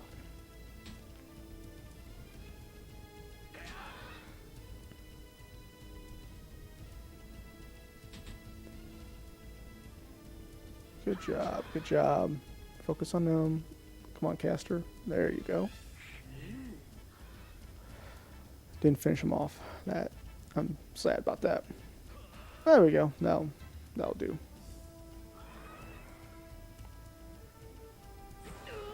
Dang. Bam, there we go. Everyone got 75. Yay. Come on. Dang it. Let's try middle. Hopefully middle's what we want. Please, middle be the one I want. Let's keep the streak going. Keep the streak. Alright.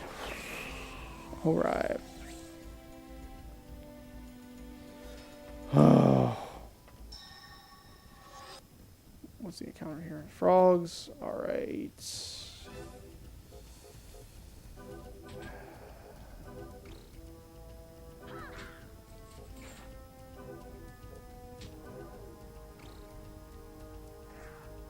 Let's all focus on the middle one here, guys. Couldn't finish him off. Probably should intervene a bit sooner for those attacks, but that's okay. We will make it through. Don't be attacking my caster. Hey now.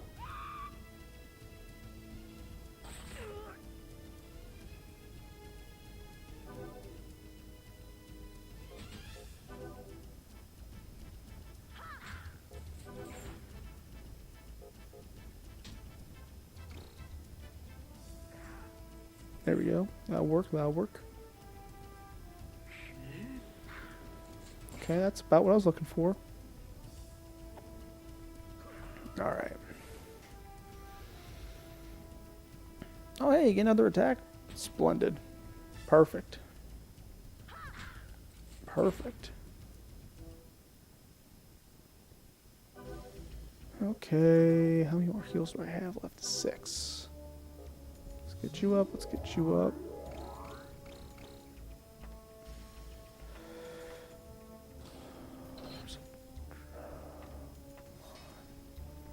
Out of the way.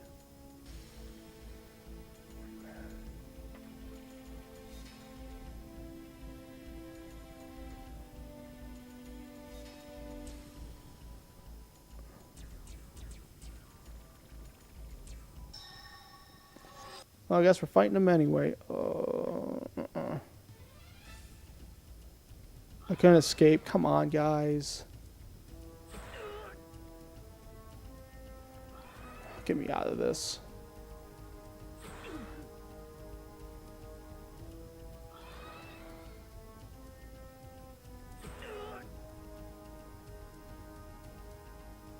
Thank you.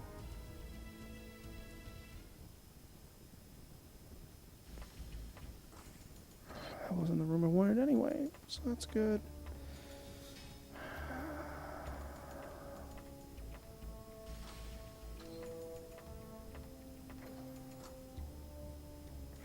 Should I risk it? Yeah, I'll risk it, sure. Alright, healing. Perfect. That was worth it. Save some heal spells. Perfect. Okay, I guess we'll try the far left for the teleporter. So I kind of have a hunch it won't be the middle again. Hopefully I'm right, because otherwise I don't quite remember what all teleporters I used. Alright. Keep on guessing correctly. That's the goal. Okay. Okay, okay.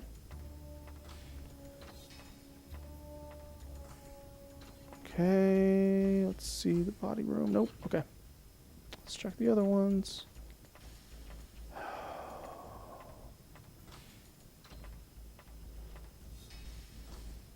Alright, so what's room number 3 then? There wasn't an item there, okay. There's a guard droid. It's fine.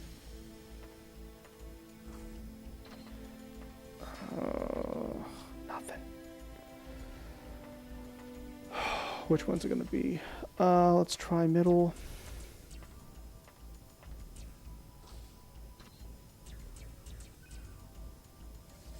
Come on, be correct, be correct. Dang it. Good, great. I don't even remember which teleporters I took. I think I took 2 left. Then maybe the middle.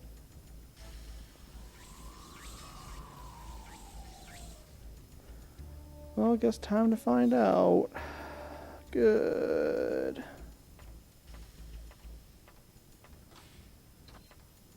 So we got left.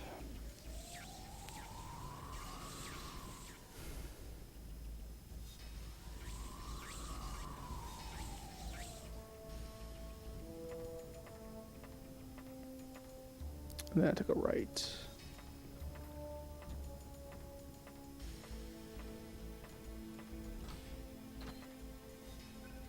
Okay.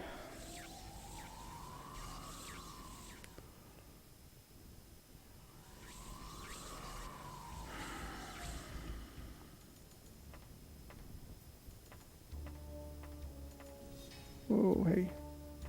Wait for me. I think it went right again. I think it was left, left, right, right. I think. Okay. I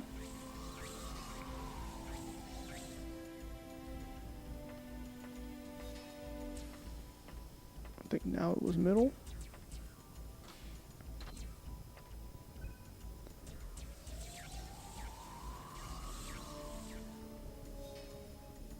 Okay. So it's left, left, right, right, middle. And I think I went with left. Because I didn't think they were going to do middle again.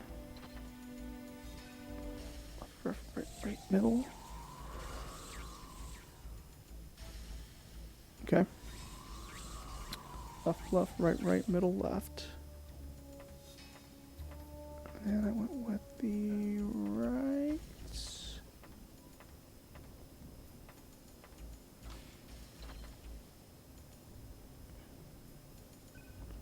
Left, right, right, middle, left, right.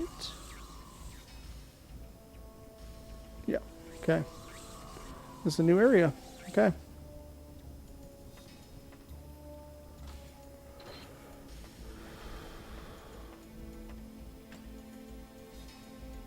Cool.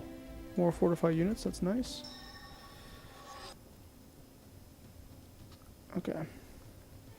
We can take this fight.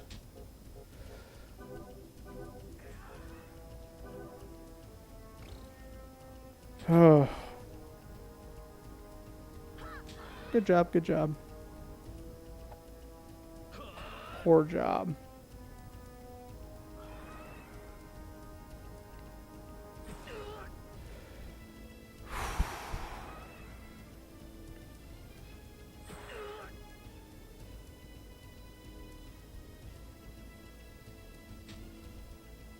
I think either way we should be able to, yeah, thin through these guys a little bit.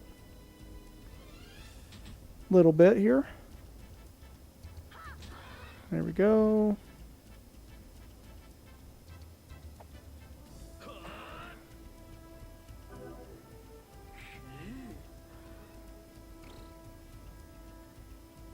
Yeah, I didn't quite do that right. Yeah, I should have targeted my attackers on a single unit. Now they get an extra attack on me. Boo. Boo. A boo.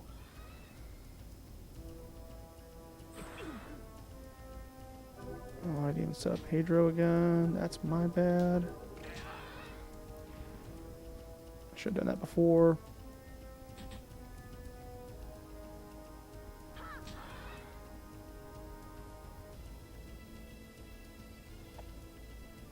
There we go. One left. Sure, let's get some more attacks in. Why not? There we go. Perfect. Good job, folks. Okay. Yes. Alright, who do we bring back with us? I'm going to go with...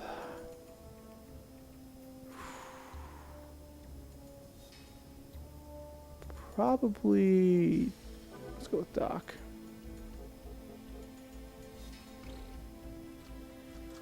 Let's bring Doc back first, get a striker back. Alright, now we gotta leave this place. Great. Let's hope this is the wrong door.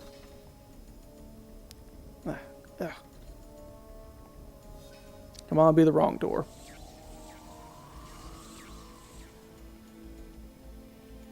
Perfect. Let's get out of here. Please return to the surface. I don't want to be here anymore.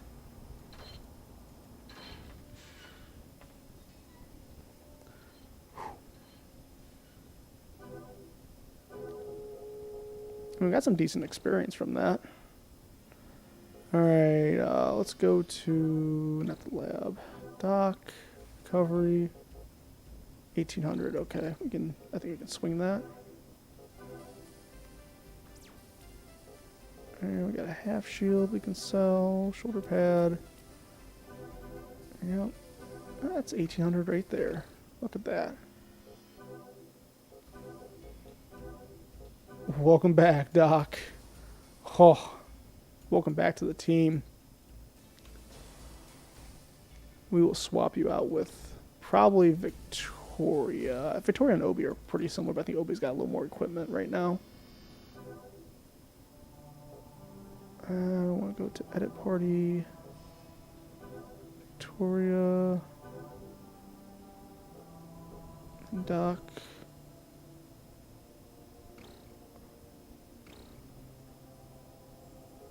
I'm gonna save.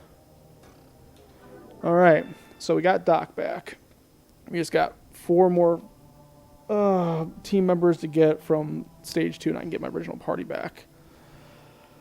But I think we're going to call it there for the stream for now, because that was a lot of work to get a party. Well, I mean, it wasn't a lot of work, but it was enough to get some people to actually fetch my higher level characters out of the dead room. But we'll continue this on Wednesday. We at least made some progress, can work more with this. I'm assuming that Doc kept his levels. Let's see if we can do something about that, actually. I want to see if I can use his experience here.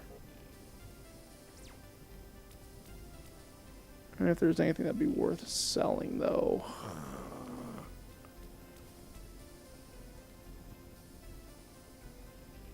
Let's see how much it costs to actually level you up, Doc. 900. Okay, can I get 900 money from somewhere? I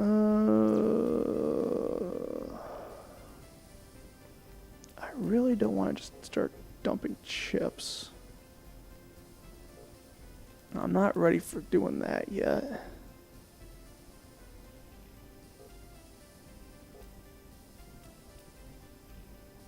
I think this guy can sell, though. I think we can do that. Okay, now let's go here. Let's do modify Doc.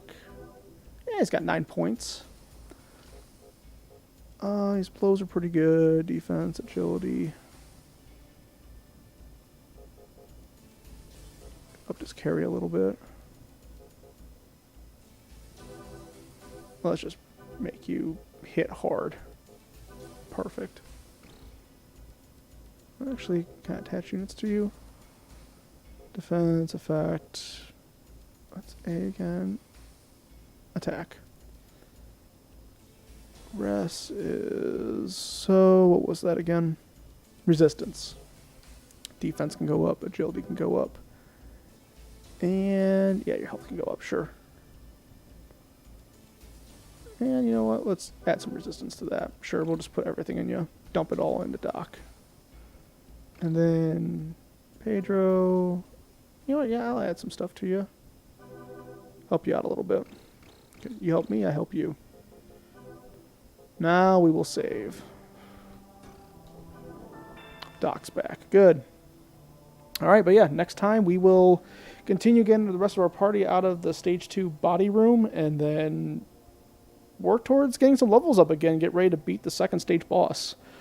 But until next time, this is Chris Bushman with NFGL Live on Metal Dungeon. So have a good night, guys. Thank you so much for watching. If you're watching after the fact, yeah, thanks for tuning in. Once again, we're doing it right now on Facebook streaming, Twitch, and YouTube. So we'll slowly expand to more streams and whatnot, and every Monday, Wednesday, Friday. So take her easy. Have a good one. Oh, goodness gracious.